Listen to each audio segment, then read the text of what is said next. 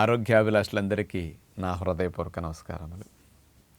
మన స్వభావాన్ని బట్టి మన జీవితం మంచిగా ఉండటమా, చెడుగా ఉండటమా, కష్టాలతో ఉండటమా, సుఖాలతో ఉండటమా అనేది ఆధారపడి ఉంటుంది. మరి మనం సమాజంలో చూస్తుంటే స్వభావాలు ముఖ్యంగా రెండు రకాలుగా ఉంటాయి. ముఖ్యమైన స్వభావాలు రెండిట్లో ఒకటి ముళ్ళలాంటి స్వభావం, రెండు పూలలాంటి స్వభావం. ఏమిటండి ఎప్పుడు ఇలా వినలేదు అని అనిపించవచ్చు. ముళ్ళు పూలు రెండు రకాలుగా మనం తీసుకుంటే పూలను అందరూ దగ్గరకు చేర్చుకుంటారు, పూలని హత్తుకుంటారు, వాటిని ప్రేమిస్తారు, వాటిని చూస్తే ఒక రకమైన ఆనందాన్ని పొందుతారు, వాటి పరిమళాన్ని పీల్చుకుంటూ ఎక్కడెక్కడికో కాస్త మంచి అనుభూతిని పొందుతారు. అది పువ్వులకు ఉండే స్వభావం. పువ్వుల్లాంటి మనుషులు ఉంటారు. వాళ్ళ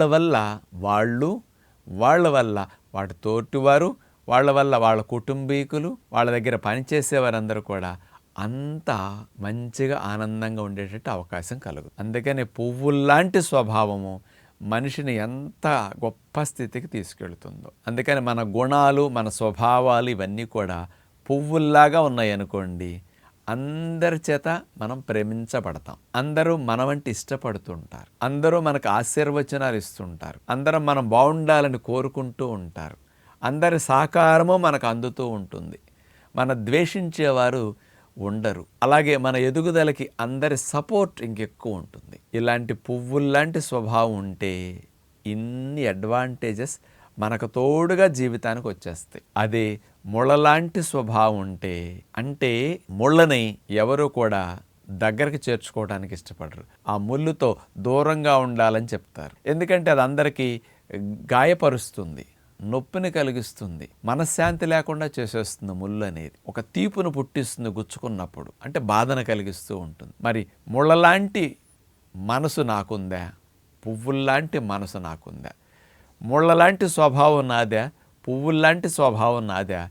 మనకు మనం చెక్ చేసుకుంటే మనలో ముళ్ళలాంటి ఆలోచనలు, ముళ్ళలాంటి స్వభావాలు ఉన్నప్పుడు మనం వాటిని తగ్గించుకోవటానికి ప్రయత్నం చేయొచ్చు.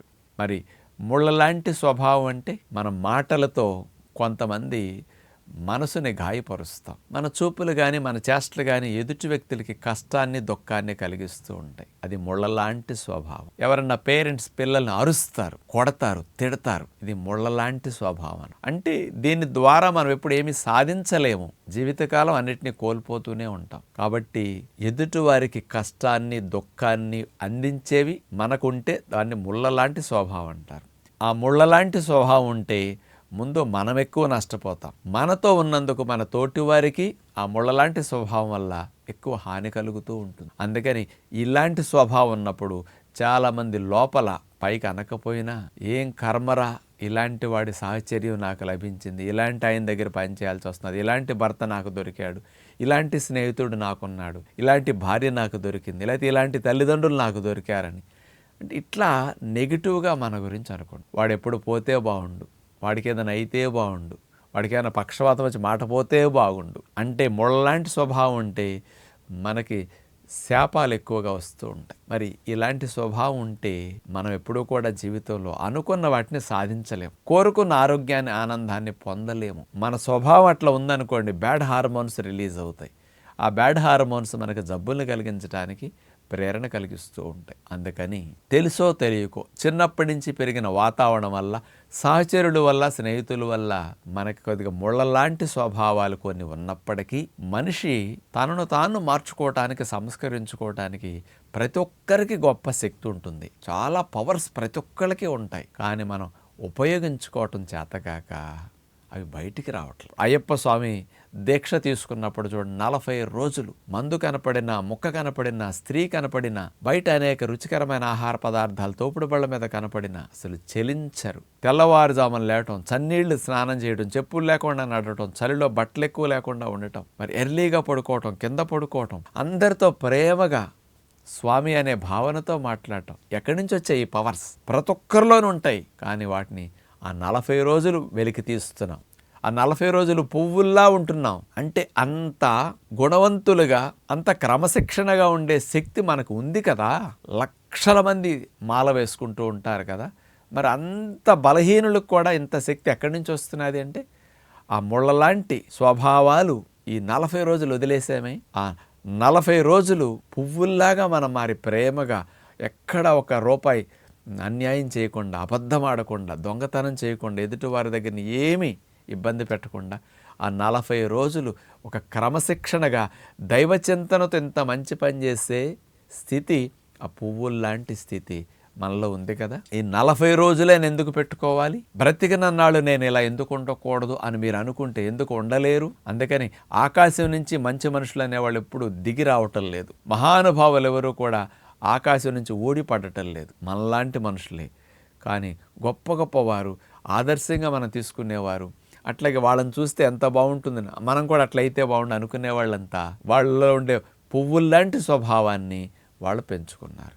ముళ్ళలాంటి గుణాలన్నిటినీ తగ్గించుకుంటూ వచ్చారు. కొంతమంది యోగులు కూడా చెప్పిన మాట వింటే గులాబీ అంత అందంగా చెట్టు నుంచి బయటకు వస్తుంది, కానీ ఆ గులాబీ చెట్టుకుండే ముళ్ళు మనకు కాస్త గుచ్చుతూ ఉంటాయి. అందుకని ప్రతి మనిషిలోనూ ముళ్ళలాంటి స్వభావం ఉంటుంది, పువ్వుల్లాంటి స్వభావం ఉంటుంది.